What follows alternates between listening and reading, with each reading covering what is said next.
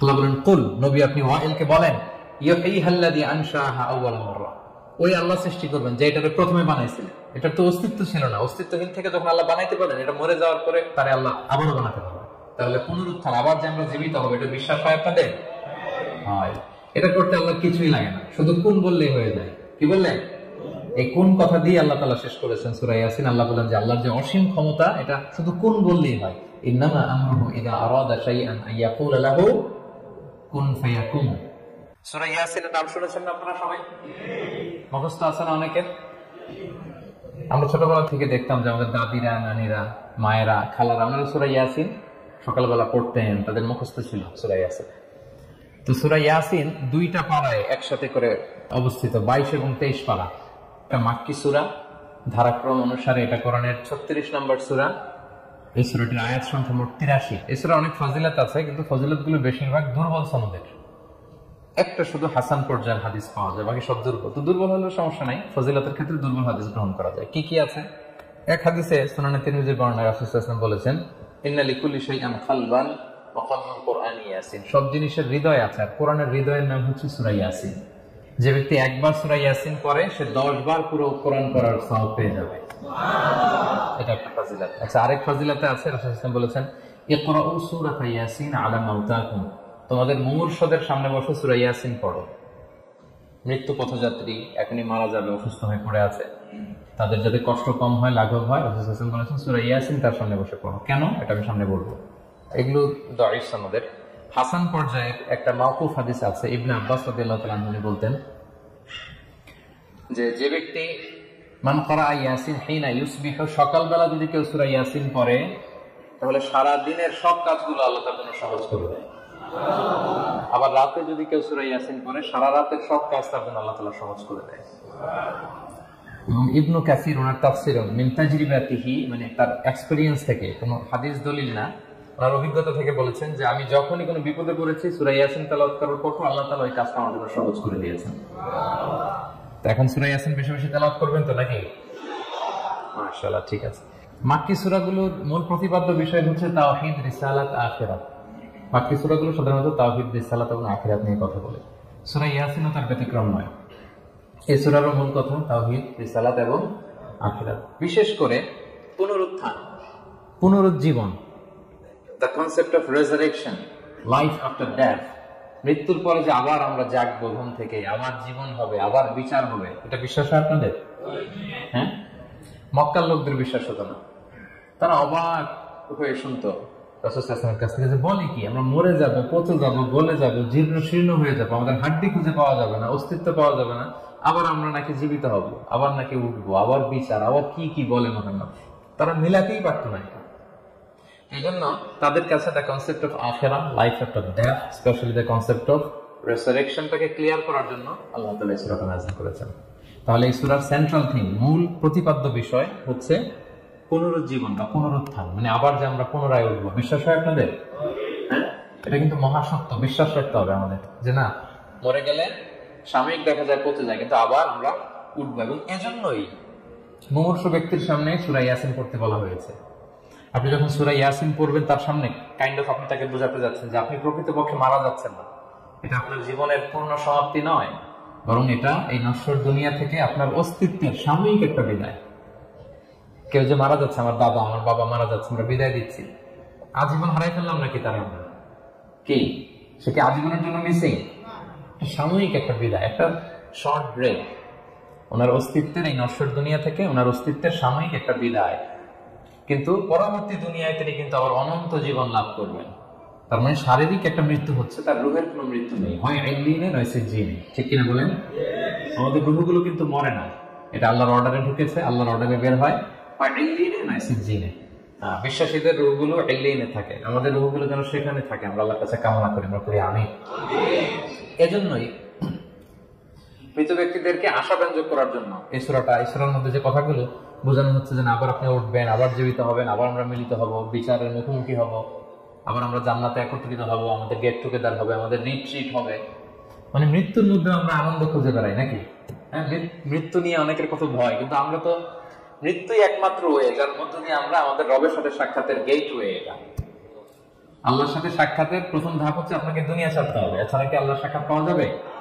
যাবে না। এই জন্য মৃত ব্যক্তির সামনে আল্লাহর হাবিব সাল্লাল্লাহু আলাইহি ওয়াসাল্লাম রাহমাতুল লিল আলামিন মুহাম্মদ রাসূলুল্লাহ সাল্লাল্লাহু আলাইহি ওয়াসাল্লাম তিনি সূরা ইয়াসিন তেলাওয়াত করতে বলেছেন। তাহলে সেন্ট্রাল থিম ক্লিয়ার সবার কাছে না? এবার আসেন কিছু প্রাইম লেসন, কোর লেসন সূরা ইয়াসিন থেকে। আমি সম্ভবত গত বছর আমার ভেরিফাইড ফেসবুক পেজ থেকে আমি 4টা লাইভ সিরিজ করেছি, 4 ঘন্টা সূরা ইয়াসিনের উপর। আপনারা শুনবেন এগুলো, খুবই ওয়েল ডকুমেন্টেড ম্যানারে একাডেমিক ওয়েতে আলোচনা করেছি। যাদের সময় আছে শুনবেন এই লাইভগুলো। তো আমি এখন শুধু সার নির্দেশনা, প্রাইম লেসন বা কোর লেসন গুলো নিয়ে আসি। 1 নম্বর লেসন হচ্ছে আল্লাহ তাআলা বলেছেন যে কোরআনের আয়াতগুলো একটার সাথে আরেকটা well connected, completely well knit, এটা well protected. One doesn't differ the other or contradict the other. কোনো আয়াত আরেক আয়াতের বিপরীতে যায় না, একটা আরেকটার সম্পূরক, পরিপূরক, ওয়েল নেট, ওয়েল কানেক্টেড। এটাই প্রমাণ করে যে এটা কার কাছ থেকে নাযিল হয়েছে? আল্লাহ সুবহানাহু ওয়া তাআলার কাছ থেকে নাযিল হয়েছে। আল্লাহ তাআলা এটাই বলেছেন ইয়াসিন, তারপরে ওয়াল কুরআনিল হাকিম। হাকিম বিমানা মুহকাম, মানে কোরআনের আয়াতগুলো পোক্ত। এটা হচ্ছে completely well net, perfectly connected, একটা আরেকটার সাথে কানেক্টেড। এক আয়াত ইফাসসিরু বা'দুহু বা'দা, এক আয়াত আরেক আয়াতকে ব্যাখ্যা করে। অনেক কথা কোরআনের এক জায়গায় সংক্ষেপে বলা হয়েছে, আরেক জায়গায় বিস্তারিত, এক জায়গায় ছোট করে আরেক জায়গায় বড় করে। কোন আয়াত আরেক আয়াতের সাথে কন্ট্রাডিক্ট করে না। আল্লাহ তাআলা বলছেন আফালা ইয়াতাদাব্বারুনাল কুরআন ওয়ালাউ কানা মিন ইনদি গায়রিল্লাহি লাওয়াজাদু ফীহি ইখতিলাফান কাসীরা। তারা কি কোরআন নিয়ে গবেষণা করবে না? এই কোরআন যদি আল্লাহ ছাড়া অন্য কারো কাছ থেকে নাজিল হতো তাহলে তারা কোরআনের মধ্যে অনেক বিরোধ দেখতে পেত, পরস্পর বিরোধ, অনেক বিরোধ দেখতে পেত। কিন্তু কোরআনের ভেতরে পুরো 30 পারায় কোথাও কি এক আয়াতের সাথে আরেক আয়াতের কন্ট্রাডিকশন আছে? কোন বিরোধ আছে বলেন? না, এটা ওয়েল নেট, ওয়েল কানেক্টেড। অন্য আয়াতে আল্লাহ বলেন লা ইয়াতিহি বাতিলু মিন বাইনি ইয়াদাইহি ওয়ালা মিন খালফি, সামনে থেকে পেছন থেকে কোরআনে কোনো বাতিল অনুপ্রবেশ করতে পারে না, কারণ তানজিলু মিন হাকিমিন হামিদ, এটা প্রজ্ঞাময় প্রশংসিত আল্লাহর পক্ষ থেকে একটা প্রোটেক্টেড একটা কিতাব নাজিল হয়েছে। ফলে এটা কিয়ামত পর্যন্ত প্রোটেক্টেড থাকবে। এক আয়াত আরেক আয়াতের ব্যাখ্যা করে দেয়, এটা হচ্ছে একটা ব্যাখ্যা। আবার আল কুরআনুল হাকিম মানে হচ্ছে বিজ্ঞানময় কোরআন। কোরআনের মধ্যে অনেক বিজ্ঞানের কথাও আছে। শুধু বিজ্ঞান নিয়ে কি আছে, প্রায় 1.5 ঘন্টার লেকচার আছে আমার। Scientific indications of the holy Quran, cosmic symbols, natural phenomena, cosmology, embryology, morphology, blah blah blah, অনেক কিছু। কিভাবে এই পানির উপরে যায়, ওয়াটার সাইকেল, হাইড্রোলজিক্যাল সাইকেল, বৃষ্টি হয়, সূর্য কিভাবে ডুবে ওঠে, চাঁদ, তারপর মহাবিস্ফোরণ, বিগ ব্যাং থেকে শুরু করে মায়ের পেটে বাচ্চার ভ্রূণ কিভাবে ডেভেলপ করে, যত কসমিক সিম্বল আছে কোরআনে, এটা নিয়ে আমার 1.5 ঘন্টার একটা কোরআনের সায়েন্টিফিক ইন্টিগ্রেশনাল লেকচার আছে। তো সেদিকে আমি যাব না। তো আল কুরআনুল হাকিমের 2টা ব্যাখ্যা হয়। এক হচ্ছে মুহকাম, মানে কোরআনের আয়াতগুলো প্রোটেক্টেড, কানেক্টেড। আরেকটা হচ্ছে কোরআনের আয়াতগুলো বিজ্ঞানসম্মত, বিজ্ঞানের সাথেও কন্ট্রাডিকশন করে না। কিছু যদি অমিল থাকে, বিজ্ঞানের অপেক্ষা করা উচিত। বিজ্ঞান সামনে আরো শিখবে, আরো জানবে, আরো ডেভেলপ হবে, তখন বারবার বিজ্ঞানের মাথা কোরআনের দিকে নিচু হয়ে আসবে। ঠিক কিনা বলেন? যত দিন যায় সহজ হয় কোরআন বোঝা আমাদের জন্য। বিজ্ঞানের আবিষ্কারের কারণে কোরআন বোঝা সহজ হয় এবং মিলে যাচ্ছে সবকিছু। তাহলে এটা হচ্ছে 1 নম্বর লেসন সূরা ইয়াসিন থেকে, যে কোরআনের সব ভার্সেস গুলা আর পারফেক্টলি কানেক্টেড, ইন্টারকানেক্টেড। 1 নম্বর। 2 নম্বর হচ্ছে সূরা ইয়াসিনের 10 নম্বর আয়াতে আল্লাহ তাআলা বলেছেন ওয়াসাওয়াউন আলাইহিম আনযারতাহুম আম লাম তুনজিরহুম লা ইউমিনুন। হে নবী, আপনি তাদেরকে ওয়ার্নিং দেন আর না দেন, সমান সমান, কাজ হবে না। এর কারণ হচ্ছে জেনে বুঝে যদি কেউ সত্যকে প্রত্যাখ্যান করে, তার অন্তরে আল্লাহ মোহর মেরে দেয়। জেনে বুঝে সত্যকে প্রত্যাখ্যান করলে, আমি বুঝি নাই, আমি শুনি নাই, আমি জানি নাই, এটা আল্লাহ মাফ করবে। আমি কনভিন্স হই না, এই জন্য মানতেছি না, কিন্তু আমি জানি এটা সত্য, এরপরেও যদি সত্যটা গ্রহণ না করি, তাহলে এটার মুক্তি আছে বলেন তো? না, তাহলে মুক্তি নেই। এজন্য যারা সত্যান্বেষী তাদেরকে আল্লাহ পছন্দ করেন। ভুল করে না এরকম কোনো মানুষ নাই পৃথিবীতে। সবাই আমরা ভুল করি, সবার ভুল হয়, এটাতে কোনো অসুবিধা নেই। কিন্তু জেনে আমি সত্যকে মানবো না, এটা আল্লাহ কখনো মেনে নেয় না। অন্য আয়াতে সূরা বাকারা আল্লাহ বলছেন খাতামাল্লাহু আলা কুলুবিহিম ওয়া আলা সামঈহিম ওয়া আলা আবসারিহিম গিশাওয়া ওয়া লাহুম আযাবুন আযীম। যারা জেনে বুঝে সত্যকে মানে না, নেগলেক্ট করে, তাদের অন্তরে আল্লাহ সেন গালা মেরে দিয়েছেন, কর্ণকুহরে ছিপি ঢুকিয়ে দিয়েছেন, চোখের সামনে পর্দা, কিছু দেখে না, কারণ ওরা সত্যটা মানতে চায়, নিয়তি করে ফেলছে যে আমি মানবো না। কেউ যদি নিয়ত করে ফেলে দেন আমি বুঝবো না, যত বুঝায় তারা বোঝানো যাবে। বাংলা একটা কথা বলি না যে ঘুমিয়ে থাকলে তাকে জাগানো সহজ, কিন্তু ঘুমের ভান ধরে আসলে তো ধাক্কা মারতেছি, টানতেছি, ওকে উঠবে ঘুম থেকে না।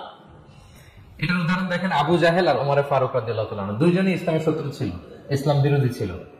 কিন্তু ওমরে ফারুক রাদিয়াল্লাহু তাআলা ছিলেন সত্যান্বেষী, সত্য শুনলেই মানতেন। কিন্তু আবু জাহেল ছিল তার বিপরীত, সে ছিল গোড়া, অহংকারী, ইগোইস্টিক সমস্যা ছিল তার।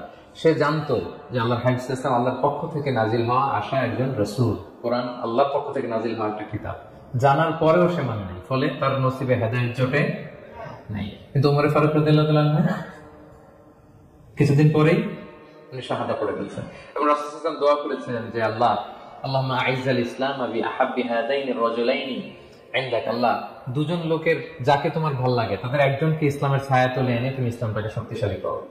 একজন হচ্ছে আবু জাহেল, আরেকজন হচ্ছে ওমর। আল্লাহ তাআলা কার জন্য দোয়াটা কবুল করেছেন বলেন তো? ওমর ফারুকের জন্য। কারণ ওনার হৃদয়টা সাদা ছিল, সাদা মনের মানুষ, কলবে সালিম, সত্য যেখানে ওইটাই উনি গ্রহণ করতেন, সত্যের সামনে দুর্বল ছিলেন। আর আবু জাহেল জেনে বুঝে সত্যকে প্রত্যাখ্যান করেছে। দুই নাম্বার শিক্ষাটা আমরা যেটা পেলাম, যে জেনে বুঝে সত্য প্রত্যাখ্যান করলে আল্লাহ তার জন্য হেদায়েত বরাদ্দ রাখেন না। এজন্য আমরা আমাদের বাকি জীবনটুকু আমরা এই মেন্টালিটি, মাইন্ডসেট যেন আমাদের থাকে যে সত্য দেখলেই আমরা মানবো, যেখানেই সত্য ওইটাই গ্রহণ করবো। কি বলেন? এটা যদি আমার বিরুদ্ধে যায়, আমার দলের বিরুদ্ধে গেলে, বাবার বিরুদ্ধে গেলে, মানতেই হবে আমাকে। সত্য যেখানে আছে ওখানেই আমাদেরকে ছুটে যেতে হবে। দ্রুত চলে গেল। 3 নাম্বার হচ্ছে, আমরা পৃথিবীতে যা করি আমরা অনেক সময় মনে করি যে দরজা বন্ধ করে দিলে, সুইচটা অফ করে দিলে আর বুঝি কেউ দেখে না। তা আসলে আমরা আসমানি বিশেষ নজরদারির ভেতরে আছি, এটা আমরা ভুলে যাই। যে সবার চোখ ফাঁকি দেওয়া গেল, একজনের চোখ ফাঁকি দেওয়া যায় না। তিনি কে বলেন তো? লা তুদরিকুল আবসার ওয়া হুয়া ইউদরিকুল আবসার ওয়া হুয়াল লাতীফুল খাবীর। কেউ তারা দেখে না কিন্তু তিনি সবাইকে দেখেন। কোন চোখ তাকে দেখে না কিন্তু তিনি সব চোখগুলোকে দেখে। তাহলে 3 নম্বর লেসন হচ্ছে everything is recorded in well documented man. আমরা যা বলি, যা করি, যা লিখি, সবকিছু রেকর্ডেড, রেকর্ড করা হচ্ছে। কিন্তু সেদিন আপনি দেখবেন, ভালো করলেও দেখবেন, খারাপ করলেও আপনি দেখবেন। কারণ সবকিছু লিপিবদ্ধ হচ্ছে, সংরক্ষিত হচ্ছে। এটা আল্লাহ কোথায় বলেছেন? সূরা ইয়াসিনের 12 নম্বর আয়াত। আল্লাহ বলেন নাকতুবু মা কদ্দামু ওয়া আসারহুম, তারা যা আমল করেছে আমি লিখে রাখি। ওয়া আসারহুম, এবং যা তারা দুনিয়ার জন্য রেখে গিয়েছে তাও লিখে রাখি। মানে any action they left behind, any effect they left behind। এটা সাদাকায়ে জারিয়া বা গুনাহে জারিয়া। সাদাকায়ে জারিয়া হচ্ছে আপনি একটা ভালো কাজ করছেন, ধরেন যে দ্বীনি জ্ঞান শিক্ষা দিচ্ছেন। আমি সূরা ফাতিহা শিক্ষা দিলাম আপনাদেরকে, তো আপনারা এটা দিয়ে আজীবন নামাজ পড়তেছেন, আপনার সওয়াব তো আপনি পাবেনই, কিন্তু ওই যে আমি শিক্ষা দিলাম একটা পার্সেন্টেজ সওয়াব আজীবন আমার আমল নামে আসবে। শুধু তাই না, আপনি যে আবার আরেকজনকে সূরা ফাতিহা শিক্ষা দিবেন, সে তার পরবর্তী নেক্সট জেনারেশনকে সূরা ফাতিহা, এইভাবে কিয়ামত পর্যন্ত এই চেইন ধরে সূরা ফাতিহা যত লোক শিখবে তারা তো সওয়াব ঠিকই পাবে, কিন্তু তার একটা পার্সেন্টেজ সওয়াব আল্লাহ তাআলা আমার আমল নামে দিয়ে দিবে। এটাকে বলে আসার। ওয়া নাকতুবু মা কদ্দামু, নিজে যে আমল করলাম আল্লাহ বলে এটাও লিখে রাখছি। ওয়া আসারহুম, any effect you left behind in this dunya, যেটা আপনি রেখে গেছেন এটাও আল্লাহ লিখে রাখবে। এবং ওয়াকুল্লা শাইইন আহসাইনাহু ফি ইমামিন মুবিন, আল্লাহ বলেন সবকিছু একটা নথির ভেতরে নথিবদ্ধ করে। নথি চিনেন তো না? ডায়েরি, তারপর আমাদের বাংলাদেশে তো যে আগে হাল খাতা করতো না, টালি খাতা বিশাল বড় বড়, এখন আছে কিনা, বিশেষ করে মুদির দোকানে দেখা যায় বড় মোটা মোটা তপাস করে সে টেবিলের উপর ফেলে, তারপর আপনার নাম দেখে বের করে আপনার কত বাকি, কত দিতে হবে।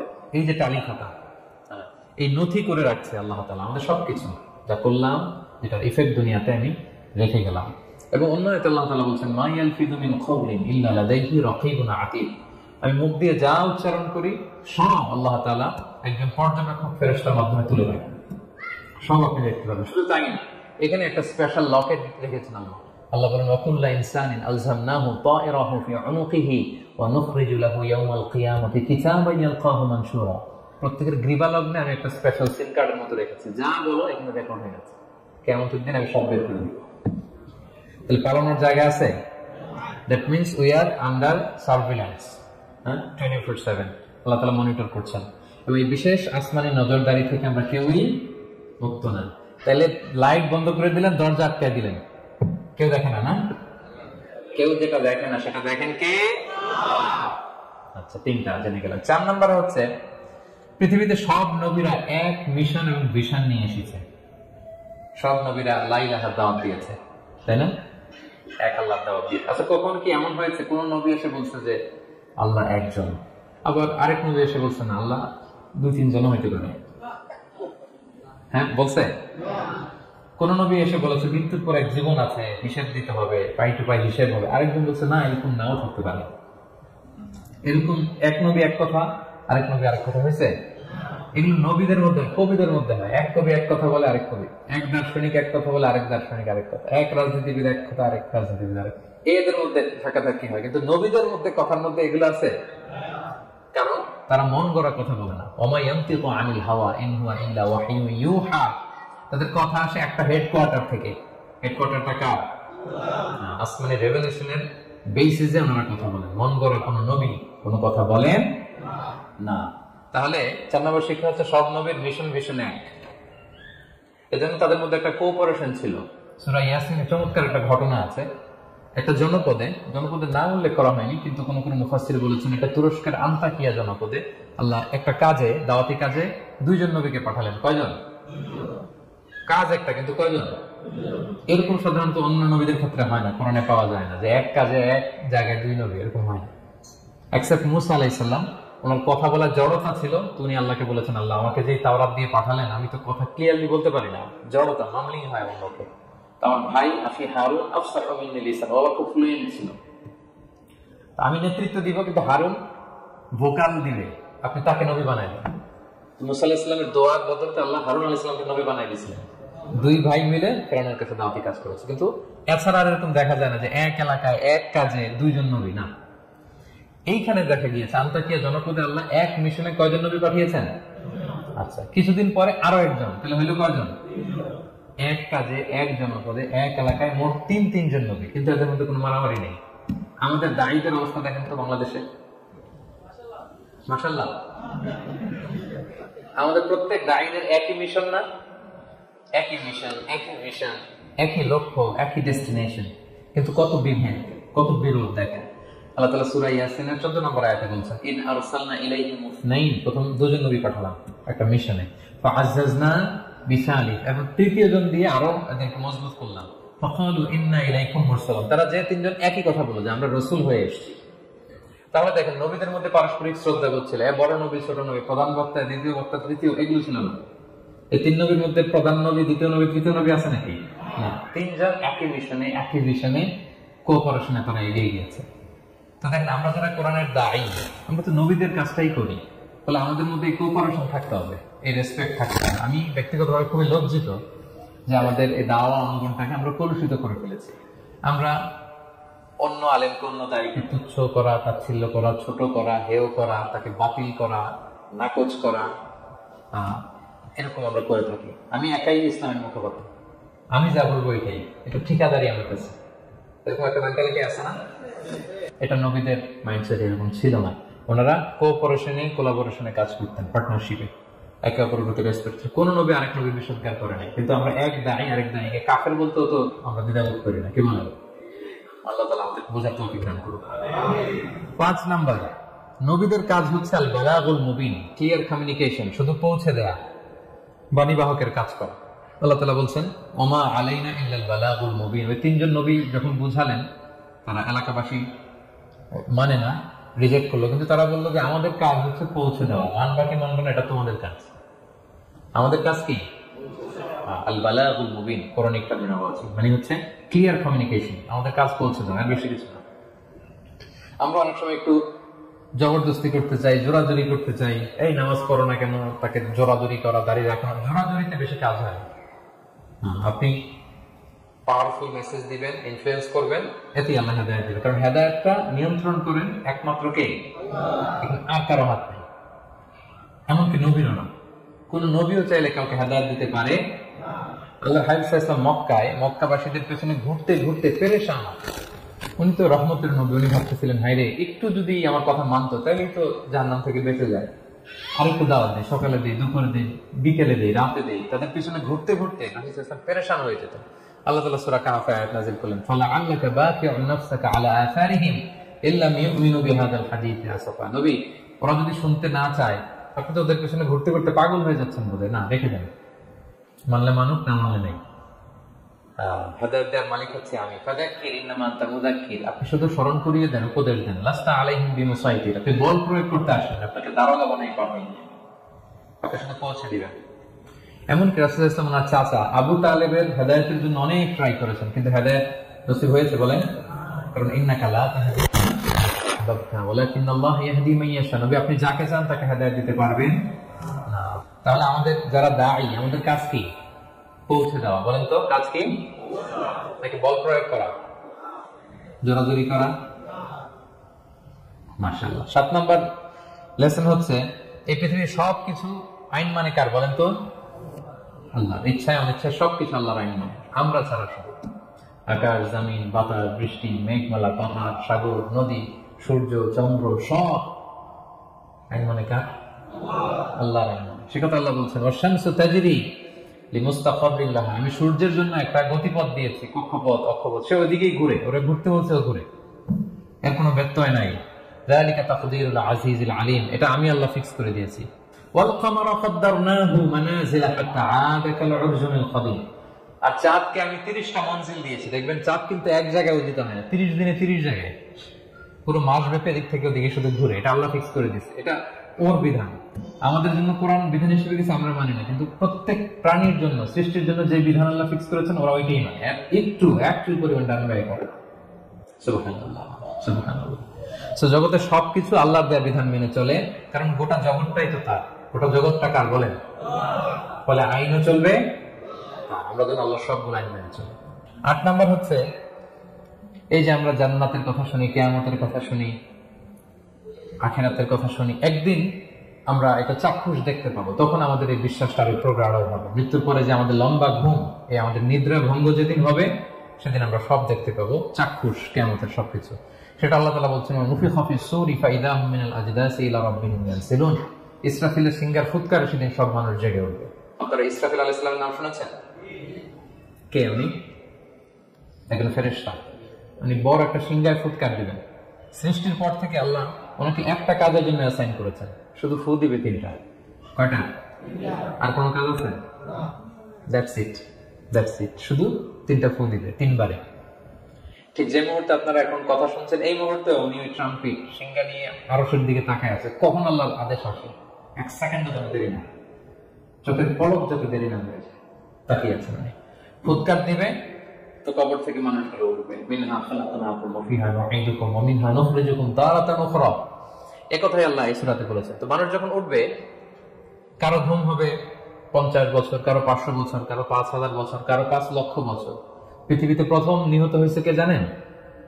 হাবিল। আদম আলাইহিস সালামের ছেলে হাবিল পৃথিবীর প্রথম মারা গেছে। সে তার ঘুমটা কত লম্বা বলেন তো? সে কত হাজার বছর, লক্ষ বছর বেচারা ঘুমাচ্ছে, হ্যাঁ, তার কবরে।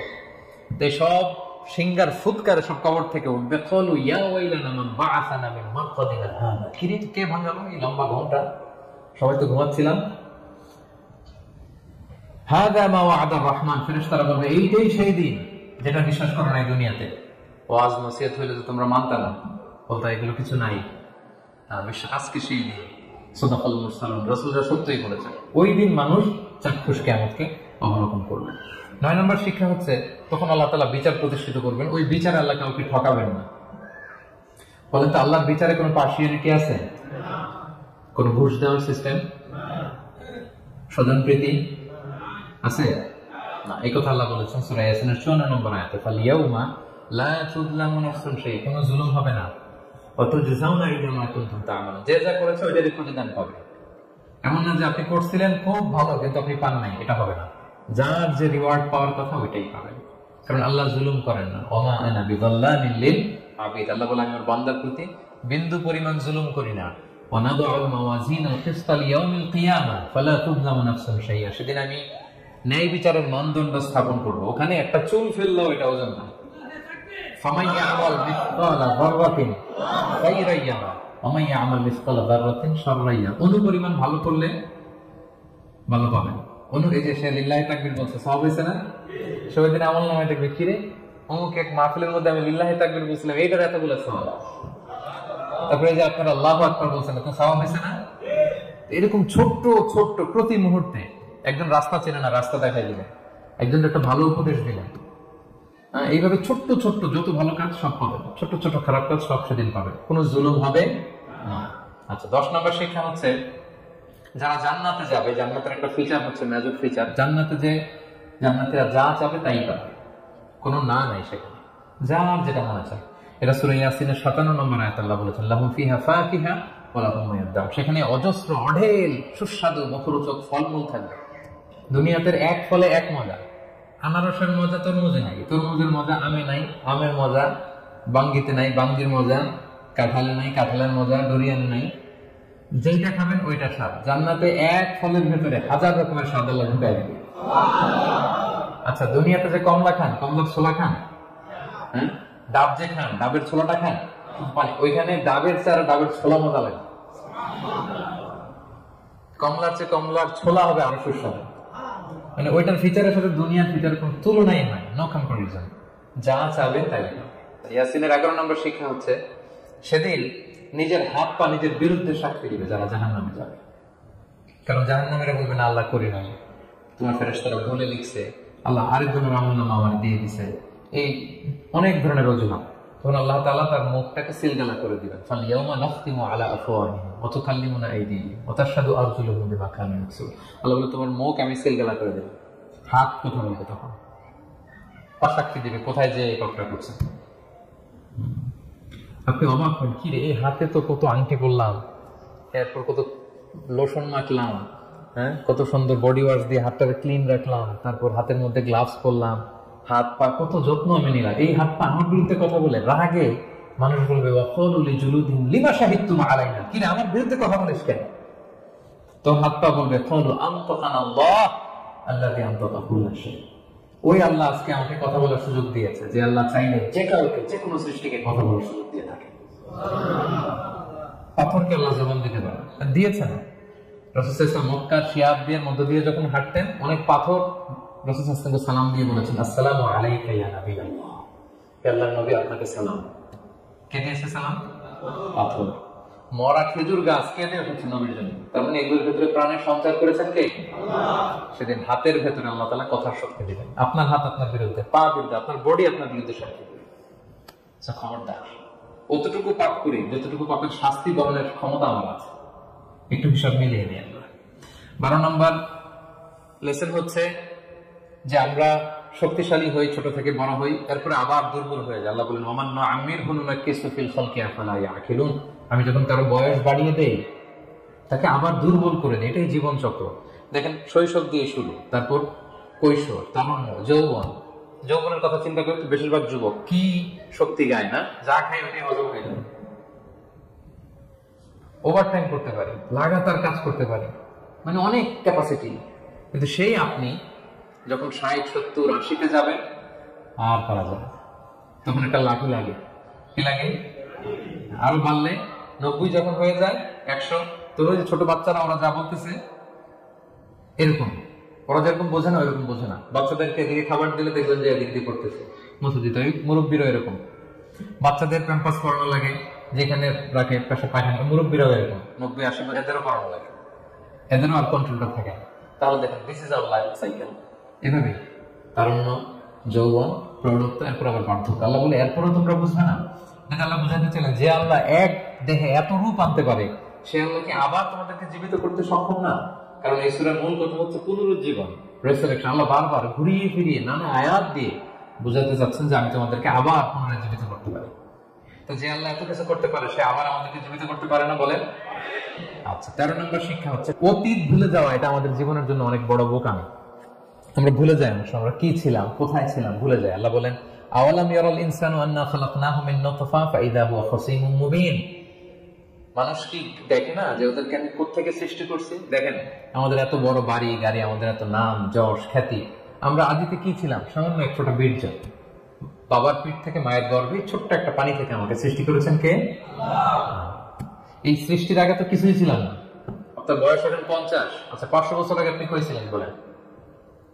আপনার দাপটে তো আজকে থাকা যায় না পৃথিবীতে, সব নাকি আপনার, এরকম বলে না? সব আমার, আমার পাওয়ার, আমার ক্ষমতা। আজ থেকে জাস্ট 500 বছর আগে আপনি কইছিলেন? আপনার কোনো নাম ছিল? আপনার কোনো গ্রাম ছিল? কোনো অ্যাড্রেস ছিল? খ্যাতি ছিল? দাপট ছিল? লোক লস্কর কিছু ছিল? ক্ষমতা আসলো কোত্থেকে আপনার? আল্লাহ বলে হাল আতা আলাল ইনসানি হিনুম মিনাদ দাহরি লাম ইয়াকুন শাইআম মাযকুরা। মানুষকে দেখে না যে একটা সময় কিছুই ছিল না, কিছুই তো ছিল না, তুমি অস্তিত্বহীনতা থেকে তোমার অস্তিত্ব আল্লাহ দিলেন দয়া করে। ছোট্ট ছোট্ট করে মায়ের পেটে এতটুকু থেকে আপনি ওই বিজ্ঞান প্রযুক্তি জাদুঘরে গিয়েছিলেন আগারগাঁওতে, ওখানে মায়ের পেটে যেগুলো বাচ্চাগুলো ডেভেলপ করে নাই তারা রেখে দিয়েছে পানির মধ্যে 1 সপ্তাহ 2 সপ্তাহ 1 মাস 2 মাস 3 মাস এরকম বাচ্চাগুলো ছোট ওই ব্যাঙ্গাচির মতো ছিলাম আমরা। বর্ষাকালে ব্যাঙের পোনা দেখছেন? জাস্ট লাইক ব্যাঙের পোনা, এত ক্ষুদ্র ছোট্ট আমরা ছিলাম। আল্লাহ বলে তুমি দেখো না তোমার পেছনটা কি ছিল অতীত, এজন্য অতীত ভুলে যাওয়া যাবে। 14 নম্বর শিক্ষা হচ্ছে পুনরুত্থান, যেটা আসল শিক্ষা সূরা ইয়াসিনের, মানে মৃত্যু পরবর্তী জীবন, এটা মহাসত্য, এটা হবেই। হ্যাঁ, লম্বা আয়াত, আমি শুধু মূল কথাটা বলি। আস ইবনে ওয়াইল মক্কা রাসূল সাল্লাল্লাহু আলাইহি ওয়াসাল্লামের কাছে একটা মরা লাশের হাড্ডি, কঙ্কাল থেকে হাড্ডি এনে, এটা 100 বছর আগের হাড্ডি, তো হাত দিয়ে গুঁড়া করে এটা পাউডার হয়ে গেছে। রাসূল সাল্লাল্লাহু আলাইহি ওয়াসাল্লামের কাছে এসে যাবে একটা ফু মারলো, ফু দেওয়ার সাথে সাথে এটা বাতাসে মিলে গেছে। তো বলতেছে মুহাম্মদ, এই যে কঙ্কালের এই পাউডারটা, তুমি বলতেছে এইটারে আল্লাহ জীবিত করবে, এটা রিকনস্ট্রাক্ট করবে, কি বলো তুমি? ওরে টকেন বাবা, এটা সম্ভব? আল্লাহ এই কথাটা সূরা ইয়াসিনে তুলে ধরলেন, যে দরাবা লানা মাসালান ওয়া নাসিয়া খালকা ক্বালা মান ইয়াহইল ইযামা ওয়া হিয়া রামীম, এটারে কে আবার জীবিত করবে? এটা জীর্ণ শীর্ণ ধুলা বালু পাউডার হয়ে গেছে। আল্লাহ বলেন, কুল, নবী আপনি ওয়াইলকে বলেন, ইউহইহাল্লাযী আনশাহা আউওয়ালা মাররা, ওই আল্লাহ সৃষ্টি করবেন যে এটাকে প্রথমে বানাইছিলেন। এটার তো অস্তিত্ব ছিল না, অস্তিত্বহীন থেকে যখন আল্লাহ বানাইতে পারেন, এটা মরে যাওয়ার পরে তারে আল্লাহ আবারও বানাতে পারবেন, ঠিক কিনা বলেন? আচ্ছা বলেন, কোন জিনিস প্রথমে বানানো সহজ না দ্বিতীয়বার বানানো সহজ? দ্বিতীয়বার, তাই না? তো প্রথমেই যেহেতু আল্লাহ আমাদেরকে বানাই ফেলতে পারছে, মরে গেলে গলে গেলে পচে গেলে দ্বিতীয়বার বানানো করার জন্য কঠিন হবে? কঠিন হলে তো প্রথমবার হওয়ার কথা ছিল, যেহেতু নমুনা ছিল না, আল্লাহর কাছে কোনো মডেল ডিজাইন ছিল যে এটার আলোকে এটা ছিল। তো সেই আল্লাহ যখন আমাদেরকে বানাই ফেলতে পারছেন প্রথমবার, দ্বিতীয়বার কি তার জন্য কঠিন না সহজ? তখন বিষ্ণু ইসলাম বললেন যে এই পাউডার, তুমি যে কঙ্কালের হাড্ডি ফু দিয়ে বললা, এটাকে আল্লাহ জীবিত করবেন, অনুরূপভাবে তোমাকেও জীবিত করবেন এবং তোমাকে জাহান্নামে নিক্ষেপ করবেন। আল্লাহ জাহান্নাম থেকে আমাদেরকে হেফাজত করুন। সহিহ মুসলিমের হাদিস, আল্লাহ হাবিব বলেন, ইন্না ফিল ইনসানি আযমান, মানুষের দেহে একটা হাড্ডি কণিকা আছে, লা তাকুলুল আরদু আবাদা, এই হাড্ডি কণিকা জমিন কখনো খেতে পারে না। মানে আমাদেরকে কবর দিয়ে দিলে তো মাটি পুরো লাশটা খেয়ে ফেলে, 50-100 বছর পরে আর কিছুই থাকে না, আসলে আমাদের হাড় বড় থাকে না, ওইটাও পাউডার হয়ে যায়, পোকামাকড় খেয়ে ভ্যানিশ। কিন্তু একটা জিনিস ছাড়া, আমাদের এই যে শির দ্বারা ব্যাকবোন, আমাদের স্পাইনাল কর্ডের একেবারে নিচে ট্রায়াঙ্গেল ছোট্ট একটা হাড্ডি কণিকা আছে, ত্রিভুজ আকৃতির, এটাকে ডাক্তারি ভাষায় বলে কক্সিক্স টেইল বোন, উচ্ছ্বাস্তি বলে। ছোট্ট কণা, এইটা নষ্ট হয় না। আল্লাহ বলে এইটাকে বেস ধরে আমি কিয়ামতের দিন তোমাদের সবাইকে আবার জীবিত করব। হিন্দুরা যে শ্মশানে লাশ পোড়ায়, সব পুড়ে যায়, কক্সিক্স পুড়ে নাই, ছোট্ট কক্সিক্স কোথা হয় জানেন? গরুর লেজটা যেখান থেকে শুরু হয় ওই জায়গায়, মানে আমাদের শিরদাঁড়ার একেবারে নিচের দিকে ছোট্ট একটা ট্রায়াঙ্গেল হাড্ডি কণিকা আছে, খুবই ছোট ট্রায়াঙ্গেল বোন পার্টিকেল, এটা থেকে আল্লাহ সৃষ্টি করবে। এটা বিমানের ব্ল্যাক বক্সের মতো, বিমান জ্বলে পুড়ে যায়, সাগরের নিচে গেল ব্ল্যাক বক্স কিছু হয় না, জানেন? যে MH কত 370, ওই যে ডুবলো, যে ভারত মহাসাগরের নিচ থেকে 3 দিন সিগন্যাল দিচ্ছিল ব্ল্যাক বক্স, এরপর এটার ব্যাটারিও নাই, আর দিতেও পারেনি, দেখেন সব ধ্বংস হয়ে যায়। ব্ল্যাক বক্স থেকে বিমানের সর্বশেষ কি হয়েছিল ইনফরমেশন গুলো পাওয়া যায়, ওইটা নষ্ট হবে আসলে বিমানে। এই আল্লাহ তো এই ব্ল্যাক বক্স দিয়ে দিয়েছেন আমাদের পেছনে, আজবুল জানা, এখান থেকে আল্লাহ তাআলা সেদিন আমাদেরকে রিকনস্ট্রাক্ট করবেন। তাহলে পুনরুত্থান, আবার যে আমরা জীবিত হবে, এটা বিশ্বাস হয় আপনাদের? হয়। এটা করতে আল্লাহ কিছুই লাগে না, শুধু কোন বললেই হয়ে যায়। কি বললে? এই কোন কথা দিয়ে আল্লাহ তাআলা শেষ করেছেন সূরা ইয়াসিন। আল্লাহ বলেন যে আল্লাহর যে অসীম ক্ষমতা, এটা শুধু কোন বললেই হয়। ইন্নামা আমরুহু ইযা আরাদা শাইআন আইয়াকুলা লাহু কুন ফায়াকুন, কুন হাও ফায়াকুন, হয়ে যায়, বি ইট ওয়াজ, হও বলতে হয়ে যায়। তাই বলে কি আল্লাহ হও বলাটাও জরুরি না? তিনি হও বলারও মুখাপেক্ষী না। দুনিয়াতে আমাদের বোঝানোর জন্য তিনি বলছেন যে আমি কোন বললেই হয়ে যায়, আমার কোনো বলা লাগে না, চিন্তা করা মাত্রই হয়ে যায়। ফাআলুল লিমা ইউরিদ, তিনি যা ইচ্ছা তাই করতে পারেন। সো সেই আল্লাহকে যেন আমরা রাখি, তার কাছে যেন আমরা ফরিয়াদ করি, আমাদের মনের আকুতি চাহিদা প্রার্থনা তার কাছে যেন আমরা নিবেদন করে পেশ করি। আল্লাহ তাআলা আমাদের সবাইকে কথাগুলো বোঝার আমল করার তৌফিক দান করুন।